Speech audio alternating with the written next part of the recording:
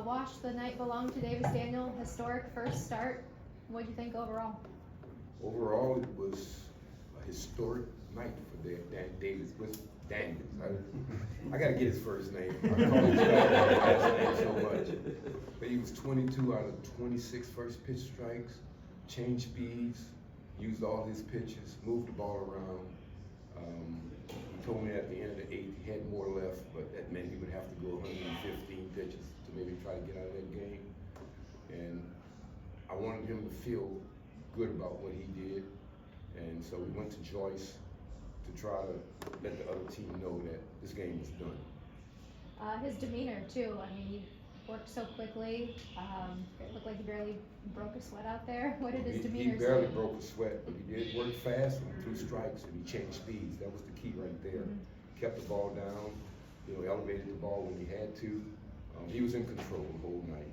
And a good baseball game is determined by how that guy on the mound handled his business. And he handled his business tonight, and that was a crisp, sharp ball game. Is it safe to say he's going to get another turn in there? Well, we haven't talked about that, but I think when you go 8 innings and throw 8 innings of shallow baseball, if there's an opportunity, he will get it.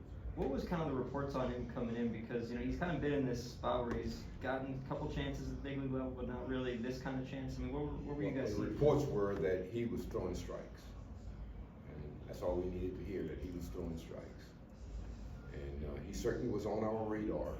Did we figure he would come up here and do what he did tonight? No, we was just trying to get 5 good innings out of him, and then we do what we had to do in the bullpen.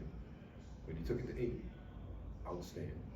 Flaherty came in with good numbers, but you guys obviously put up some runs in the 3 homers off him. What's that like your approach against Flaherty? Well, we had a good approach. He got some breaking balls up.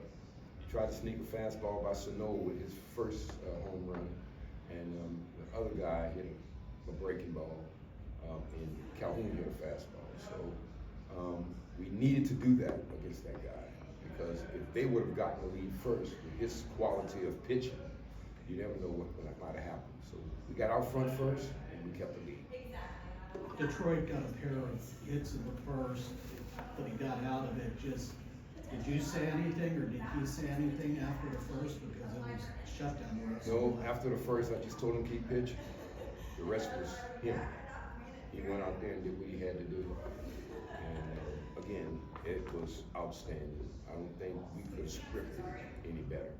And it gave our bullpen another chance to get a break. A lot of guys without a lot of major league experience have trouble finding the strike zone. Either they can't or they're afraid to. What does it tell you about his makeup that he was trusting his stuff to do? Well, he showed tremendous makeup, and you got to give old Hoppy credit to help him get through what he got through tonight. He was very efficient, to get to 99 pitches in the 8th inning.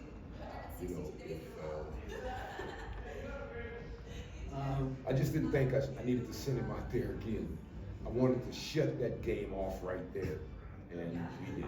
Does it, seems like pitchers have been coming up and in on Taylor Ward quite a bit, and I know obviously what he dealt with last year. I'm curious, just as a manager, if you've noticed that and if you have any kind of thoughts on it. Well, when you're the type of dangerous hitter that he is, they've been coming up and in. I think I can only remember this is the first time he got hit this year. He's been spinning off those balls, but hey, he's a quality hitter. You come in there, I get my toe hold back. As soon as you miss, I'm gonna get you. And that's the attitude Taylor Ward has. How nice is it to go from a guy throwing low 90s to a guy throwing 100 in the 9th inning, kind of keep those guys off balance like that? Well, I'll tell you, in that 9th inning there, they got some good swings off, but hey, it was at people. And that's what it's about. Usually as a hitter, I'd rather see somebody come in there throwing harder that can get it over the plate than some guy that's changing speeds all the time. So, those last 3 guys we faced with Joyce out there, it was swinging the bat. And that last out, that wasn't an easy out. Big Papa made it look easy, but it wasn't an easy out.